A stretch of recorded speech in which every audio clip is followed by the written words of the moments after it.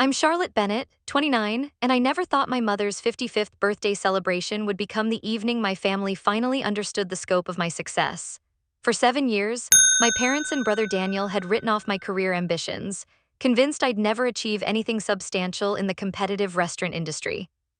They had no idea I owned the upscale steakhouse where we gathered, until the moment Daniel tried to send me away, insisting I couldn't possibly afford such an expensive establishment. My father's whispered comment, "Please don't make a scene," still rang in my ears as Eli Chandler, my business partner and operations manager, approached our table. If you're watching this, let me know in the comments where you're tuning in from. Hit that subscribe button if you've ever felt invisible to the people who should see you most clearly. Now, let me take you back to how this all started. Growing up on Chicago's North Shore, I was perpetually the outlier in my family unit. My parents, Samuel and Grace Bennett, operated a successful insurance brokerage that provided us with a privileged suburban lifestyle. My brother Daniel, 3 years my senior, embodied everything my parents valued: conventional success, predictable choices, and an unwavering commitment to maintaining appearances. He graduated from Northwestern with a finance degree, joined a prestigious investment firm, and married his college sweetheart in a ceremony that graced the society pages. I conversely showed entrepreneurial tendencies that my family viewed with suspicion from an early age. While Daniel played varsity tennis and joined the debate team, I spent weekends experimenting with recipes and selling homemade desserts to neighbors. At 17, I launched a small catering service for local events, earning enough to buy my first car. "Charlotte, when are you going to focus on something realistic?" My mother would ask whenever she discovered me researching culinary schools or reading restaurant industry publications. "Look at Daniel, he's building a proper career with security and prestige. Food service is so unstable." The constant comparisons became the soundtrack of my adolescence. When I announced my intention to study culinary arts and business management instead of following Daniel into finance, my father's disappointment was crushing. "Restaurants fail within the first year," he declared during a particularly tense family dinner. "You're setting yourself up for disappointment." "We won't subsidize this fantasy," my mother added. "If you insist on this path, you'll fund it yourself." While they covered Daniel's full education costs at Northwestern, I worked multiple jobs to pay for culinary school and a business degree from DePaul University. Early morning prep shifts at a downtown bakery, afternoon classes, and evening service at an upscale Italian restaurant became my routine for 4 years. Those demanding years taught me more about work ethic and resilience than any classroom could have provided. During my final semester, I met Professor Elena Rodriguez, who recognized potential in me that my own family had missed. "You possess an unusual combination of creative vision and business acumen," she told me after I presented a comprehensive business plan for a farm-to-table restaurant concept. "Most students excel in one area or the other. You understand both the artistry and the economics." Through Alina's connections, I secured an internship with the Chen Restaurant Group, Chicago's most respected hospitality organization. While other interns performed basic tasks, I spent every free moment analyzing their operations, identifying inefficiencies, and developing improvement strategies. 3 months into my internship, I left a detailed operational analysis on the desk of Vincent Chen, the group's founder. I intended to retrieve it before he returned from a business trip, but he discovered it first. The following day, he summoned me to his office. "This analysis is more insightful than reports I've commissioned from expensive consultants," he said, reviewing my detailed findings. "We need someone who thinks systematically about our business." He offered me a management track position upon graduation. When I shared this news with my family, their response was characteristically lukewarm. "At least you'll have steady employment," my mother commented. "Though restaurant management isn't exactly executive material, Daniel just received another promotion at Goldman Sachs, you know." I stopped updating them on my career progression after that conversation. They remained unaware when I was promoted to regional operations manager at 25, when I developed a cost reduction program that saved the Chen Group over $2 million annually, and when Vincent offered me a partnership stake in a new venture. By 27, I had left to establish Bennett Hospitality, specializing in acquiring underperforming restaurants and transforming them into profitable establishments. My first acquisition was Meridian, a failing steakhouse in River North that I renovated completely, rebranded strategically, and converted into one of Chicago's most sought-after dining destinations within 8 months. My second restaurant followed 6 months later, then a third. By my 29th birthday, I owned 5 upscale establishments across Chicago, with Meridian serving as both my flagship location and personal residence. I maintained a penthouse apartment above the restaurant. Throughout this period, my family remained oblivious to my success. In their perception, I was still struggling in middle management somewhere in the restaurant industry, barely keeping my head above water financially. I never corrected their assumptions, partially because they never inquired deeply, and partially because their misconceptions revealed more about their preconceptions than about my reality. My closest confidant became Eli Chandler, the former Marine and Business School graduate I hired as my operations manager. Together, we built Bennett Hospitality into a respected name in Chicago's competitive restaurant scene. Eli's strategic mind complemented my creative vision perfectly, and our partnership was built on mutual trust and shared ambition. Your family doesn't know about any of this? Eli asked during one of our quarterly strategy meetings, reviewing financial reports that showed our remarkable growth trajectory.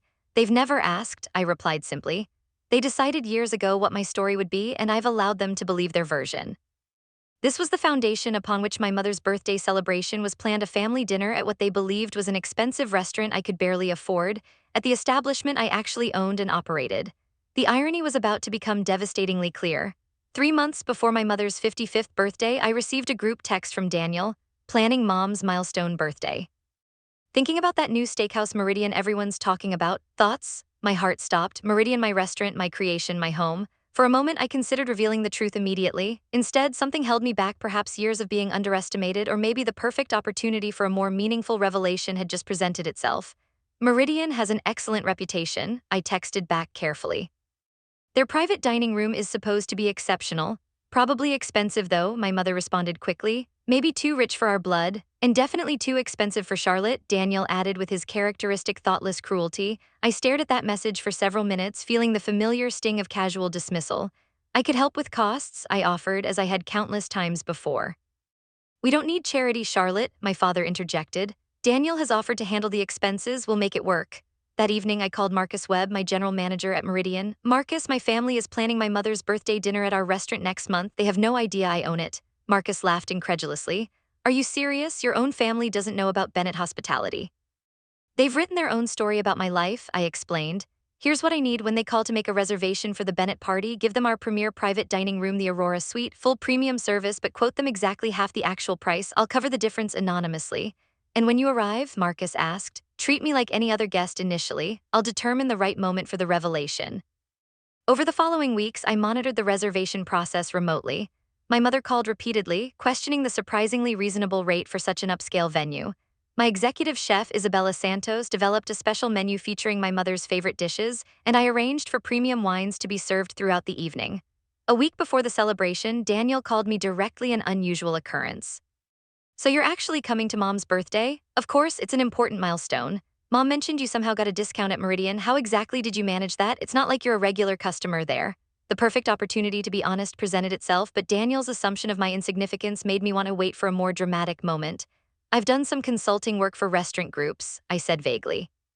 Professional courtesy? Right, his skepticism was obvious. Well, try to dress appropriately. Meridian is pretty upscale. Maybe I can loan you something if you don't have anything suitable. I looked down at the designer dress I was wearing for a business meeting and smiled to myself.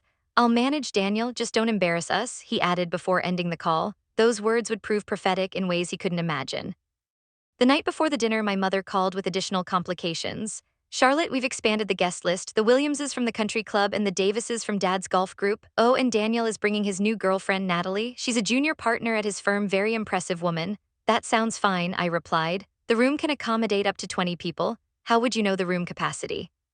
My mother's suspicion was immediate. I checked their website when you mentioned booking there, I recovered smoothly. Well, anyway, with the larger group, we're concerned about costs. I know you offered to contribute, but honestly, it might be better if you just handle the tip for the servers. That way you can participate without overextending yourself financially.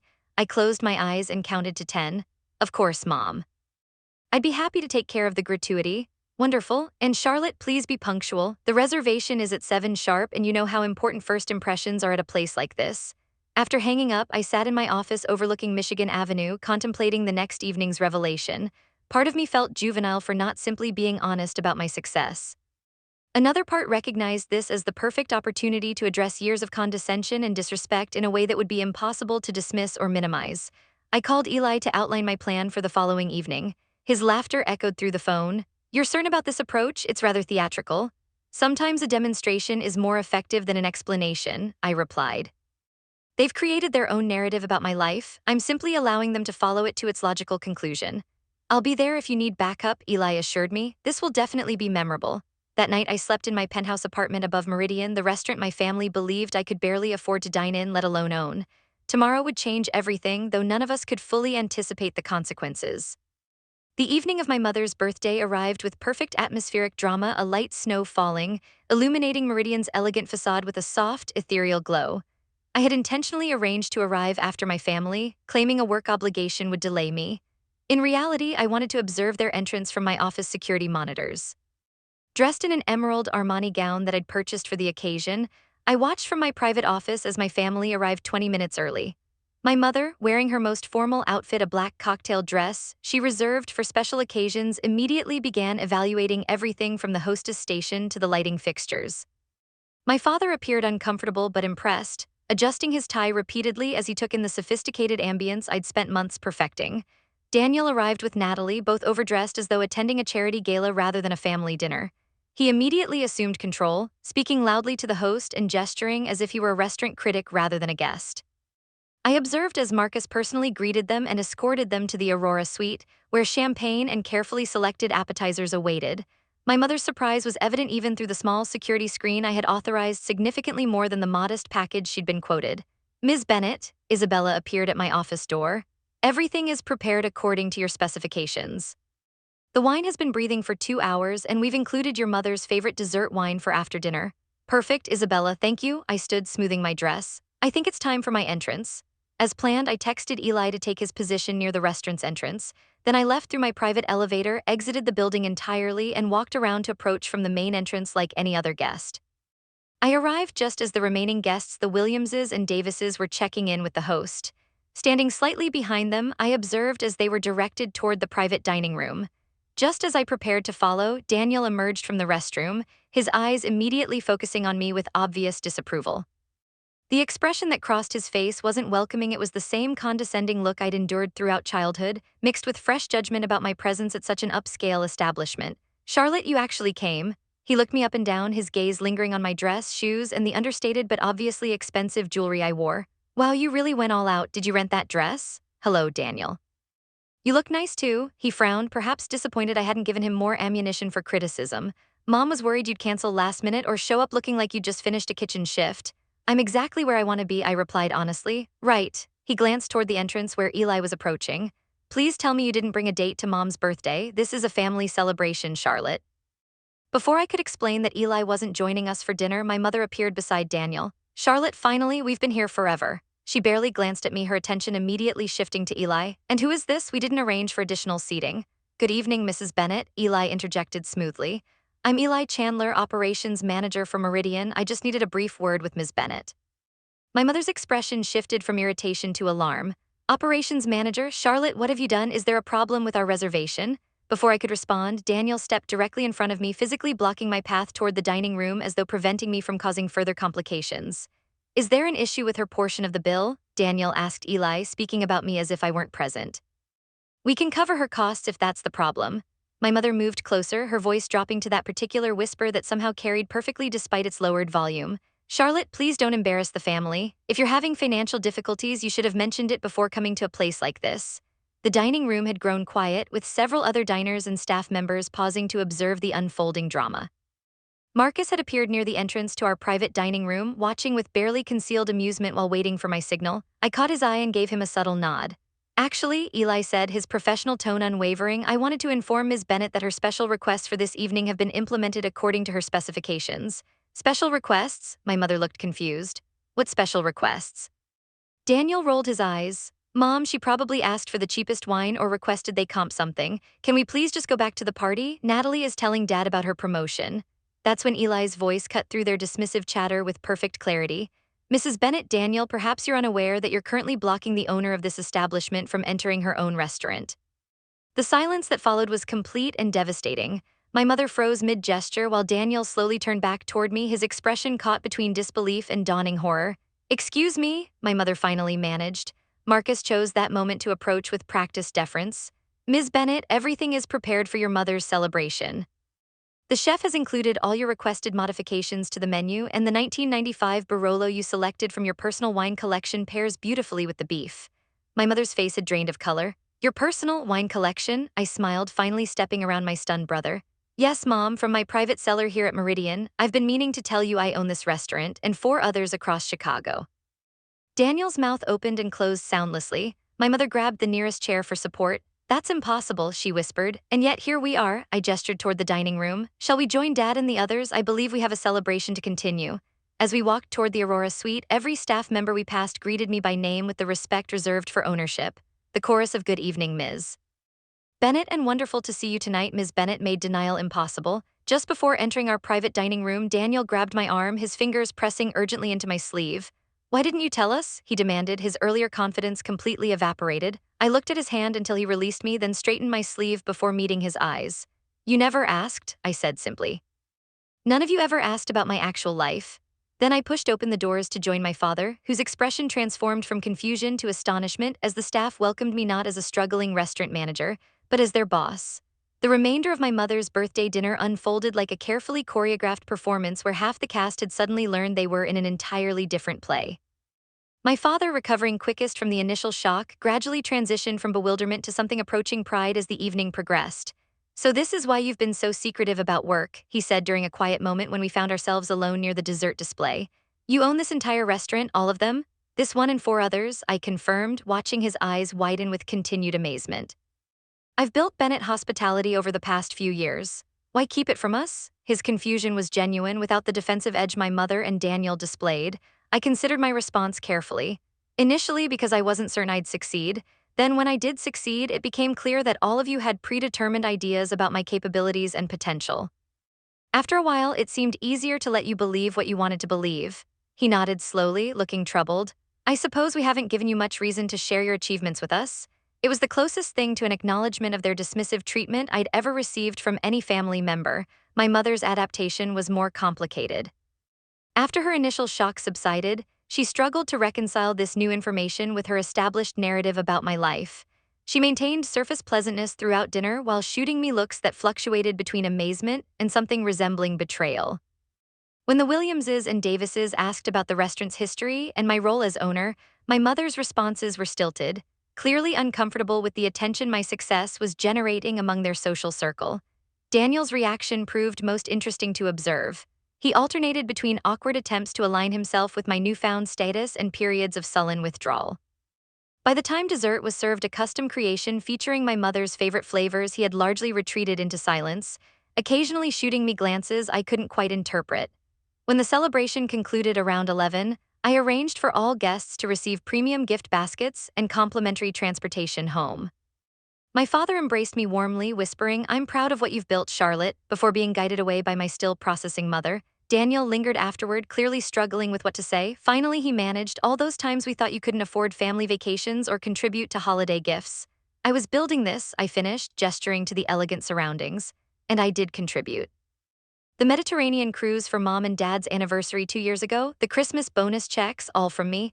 "Mom said those were from Dad's mysterious client who'd had investment success," Daniel replied, genuinely confused. I laughed without humor.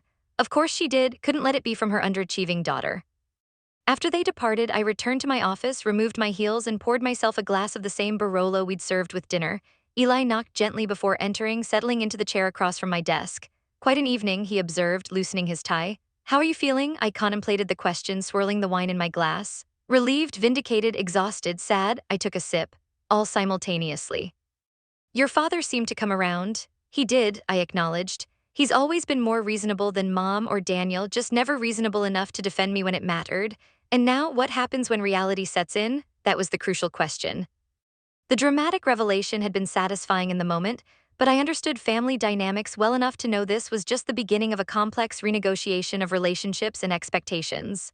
"I suspect my phone will start ringing early tomorrow," I predicted. "Mom will either demand explanations or attempt to rewrite history to claim she always supported me. Daniel will likely alternate between resentment and attempts to leverage his connection to me." "And your response?" I set down my glass, suddenly clear about my next steps. "I'm going to establish boundaries, clear, firm boundaries for the first time in my adult life. This isn't about revenge or punishment, it's about creating relationships based on mutual respect." Over the following weeks, my prediction proved accurate. My phone began ringing at 6:47 the next morning. I let it go to voicemail. A text from Daniel followed immediately. "We need to talk. Can I come by your restaurant today?" I responded to neither initially, instead scheduling a session with Dr. Sarah Hayes, the therapist I'd been seeing occasionally since opening my first restaurant. By the time I arrived at her office that afternoon, I had 21 missed calls, 34 text messages, and an email from my father that simply read, I owe you more than an apology. When you're ready to talk, I'm ready to listen properly. That email, so different from my mother's demanding voicemails and Daniel's alternately accusatory and ingratiating messages, gave me hope that at least one relationship might be rebuilt on healthier foundations. The question isn't whether you should forgive them, Dr. Hayes said after I recounted the previous evening's events. The question is what kind of relationships you want moving forward and what boundaries need to exist to make those relationships healthy for you. 3 months later, I stood in my penthouse living room, overlooking the Chicago skyline that had become the backdrop for my professional triumph and personal transformation. The view never failed to remind me of everything I'd built independently, despite rather than because of family support. My relationships with my family members had evolved significantly since that revelatory birthday dinner. My father and I now met monthly for lunch, where he asked genuine questions about my business operations and offered accounting insights when requested. The patronizing tone of the past had been replaced by professional respect between equals. I never gave you sufficient credit, he admitted during one of our recent meetings. I was so focused on conventional success that I failed to recognize you were creating something better. My mother's adaptation had been more gradual but still meaningful. She no longer dismissed my career or compared me unfavorably to Daniel, though she sometimes struggled to fully comprehend the scope of what I'd accomplished. The significant difference was her willingness to try to ask questions, to visit my restaurants with genuine interest rather than skepticism. I've been telling everyone at the club about your restaurants, she mentioned during a recent phone call. Margaret Chen was positively envious when I mentioned my daughter owns Meridian. There remained an element of vicarious pride in her support, but I'd come to accept that perfect understanding might be beyond our reach. The improvement from dismissal to imperfect support represented substantial progress. Daniel and I had established what could generously be called a cordial relationship. The competitive dynamic persisted, but acknowledging it had diminished its power over our interactions. He'd even referred several clients to Meridian for business dinners, though not without noting that family connections should warrant some consideration on pricing. We're better when we're not trying to outdo each other, he'd observed recently. We could have been better all along, I'd replied. We just never tried. My professional life had continued flourishing. I'd acquired 2 additional restaurants in the past 6 months, and Bennett Hospitality had become a recognized name in Chicago's competitive dining scene. Most importantly, I'd established the Bennett Culinary Foundation, providing scholarships and mentorship to young women pursuing careers in the restaurant industry. The foundation's first class of 12 scholarship recipients had begun their programs that fall, each paired with successful mentors from various aspects of the hospitality field. Creating the support system I'd never received felt more constructive than harboring resentment about the past. My personal life had evolved as well. I'd begun dating Adam Kent, a wine distributor I'd met through business who understood the demands of building something meaningful from nothing. Unlike previous relationships that had failed due to my work priorities, Adam brought his own passion and respected mine. Success isn't about equal time, he'd said early in our relationship. It's about equal respect for what matters to each person. As I prepared for another family gathering this time, Daniel's engagement party, I reflected on the journey from that confrontational birthday dinner to this moment of cautious optimism. The dramatic revelation had been necessary to disrupt years of comfortable dismissal, but the real work had happened in the quieter moments afterward: honest conversations, established boundaries, and the gradual rebuilding of relationships on more authentic foundations. Some might say living well is the best revenge, but I discovered something more valuable. Living authentically is the best resolution. The revenge I'd initially fantasized about making my family regret their treatment of me had transformed into something far more meaningful: genuine recognition and respect. Not because I owned successful restaurants or had achieved financial independence, but because I had finally demanded acknowledgement of my worth as an individual with valid choices and achievements. My family's validation, now freely given, was welcome but no longer necessary.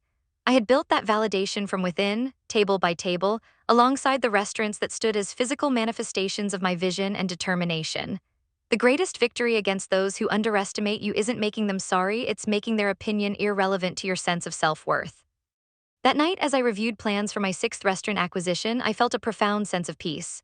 The view of Chicago spread before me, lights twinkling against the night sky, served as a constant reminder of everything I'd built on my own terms.